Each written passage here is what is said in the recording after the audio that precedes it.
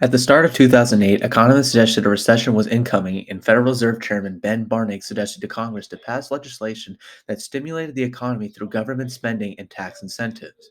The hope was to incentivize consumer spending. So on January 29th, 2008, the House passed a package to the Senate and passed into law on February 13th, 2008. The act was supported by both Democrats and Republicans. The 2008 Stimulus Act was effective as a study found that one-third of the rebates were spent, and the checks increased the spending by 3.5% and boosted consumption by 2.4% in quarter two of 2008. The act was able to increase disposable income and break economic theories. The 2008 Economic Stimulus Act worked by giving $600 plus $300 per children in tax rebates. As well, it increased the cap on non-conforming loans or bad loans to help with default scenarios or just refinancing. And lastly, it helped small businesses with their depreciation expense, essentially cutting their taxes as well.